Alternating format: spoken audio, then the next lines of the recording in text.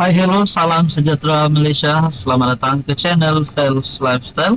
Terima kasih kerana terus setia dan terus bersama di dalam channel ini. Saudara-saudara yang saya hormati, antara yang menjadi tumpuan pada tahun 2025,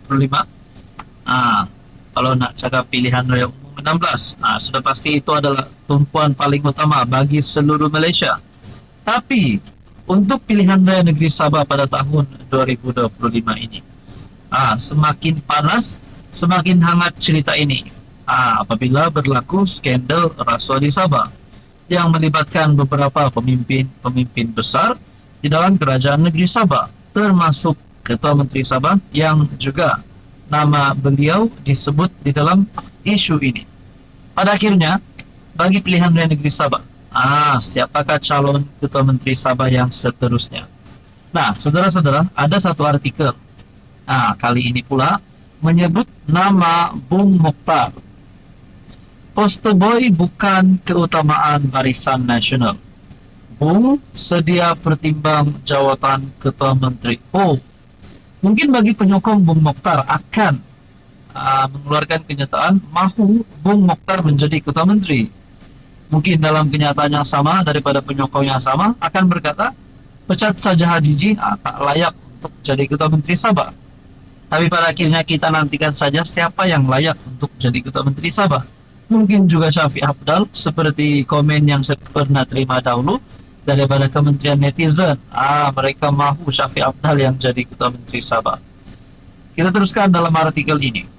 Ketua UMNO Sabah menegaskan fokus Barisan Nasional ialah memenangi seberapa banyak kerusi pada PRN bagi memastikan gabungan itu dominan dalam pentadbiran negeri. Barisan Nasional tidak mengutamakan siapa akan diangkat sebagai poster boy untuk dipertaruhkan pada PRN Sabah, kerana semua calon mempunyai kelayakan sebagai Ketua Menteri. Ketua UMNO Sabah Bung Mokhtar Radin berkata, fokus parti adalah memenangi seberapa banyak kerusi dipertandingkan bagi memastikan BN dominan dalam menerajui pentadbiran negeri, termasuk dalam bekerjasama dengan gabungan yang lain. Seperti yang kita tahu, Sabah memperuntukkan 73 kerusi Dewan Undangan Negeri.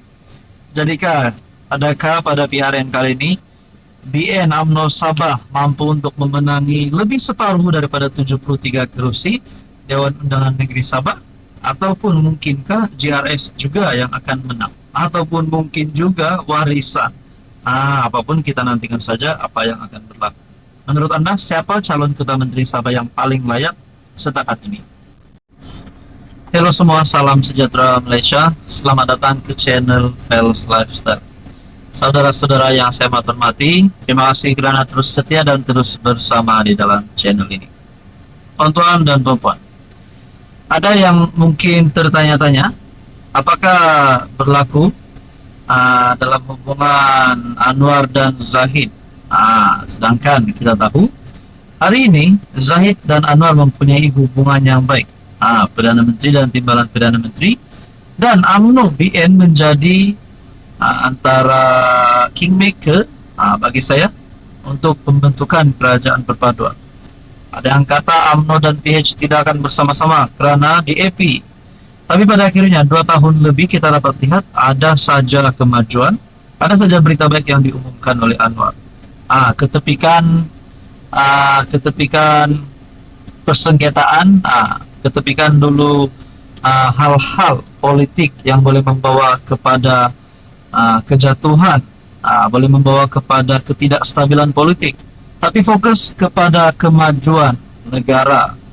Dan pada akhirnya, saudara-saudara, ada yang kata Zahid Hamidi kini diselamatkan oleh Anwar berkaitan dengan 47 kes yang melibatkan nama Zahid Hamidi dan DNA yang diterima oleh Zahid Hamidi. Dan pada akhirnya saya telah menerima satu komen. Ini komen sangat mengejutkan. Dia kata di sini, saya akan kongsikan dalam video ini, Zahid tidak akan keluar government. Keluar government makna masuk penjara. Saya pun tak tahu lah kalau Zahid ini berani keluar kerajaan, berani bawa UMNO, satu blok keluar kerajaan ataupun Barisan Nasional. Tapi kalaupun Zahid melakukan perkara itu, adakah Anwar akan tumbang? Dan apa relevannya Zahid untuk keluar daripada kerajaan perpaduan? Sedangkan sebelum ini kalau saya tak silap lah, Zahid sudah umum akan bekerja sama terus bersama dengan Anwar Ibrahim. Jadi tak payah banyak cerita tentang itu, kita teruskan di dalam komen ini. Kalau Zahid keluar government, keluar kerajaan, maknanya Zahid akan masuk penjara kah? Apa kesinambungannya di sini? Adakah Zahid keluar kerajaan akan masuk penjara? Jadi mungkin berita ini kita boleh beri tajuk berita masuk penjara untuk Zaid Hamidi. Tapi kita harap semua baik-baik saja. Kita harap siapa yang bersalah kenalah dikenakan tindakan undang-undang. Saudara-saudara, apa komen Anda? Hai, hello, salam sejahtera Malaysia. Selamat datang ke channel Fels Lifestyle. Terima kasih kerana terus setia dan terus bersama di dalam channel ini. Saudara-saudara, di saat usia Tun Mahathir yang sudah mencecah 100 tahun, setelah kekalahan teruk pada PR 15, ramai yang kata Mahathir perlu berehat. Ramai yang kata Mahathir dah kritikal dalam politiknya, keadaan politiknya. Janganlah nak aktif, jangan lagi ganggu Anwar Ibrahim, jangan lagi ganggu kerajaan. Tapi kita dapat lihat Mahathir masih aktif dalam politik, masih lagi beberapa kali kita lihat beliau di dalam media sosial mengeluarkan kenyataan dan sebagainya, berjalan ke sana ke sini. Tapi pada akhirnya satu pengakuan Tun Mahathir. Kali ini Mahathir pula menyerang Anwar Ibrahim. Dalam satu berita, Mahathir bom kerajaan Anwar dengan kisah perang dunia.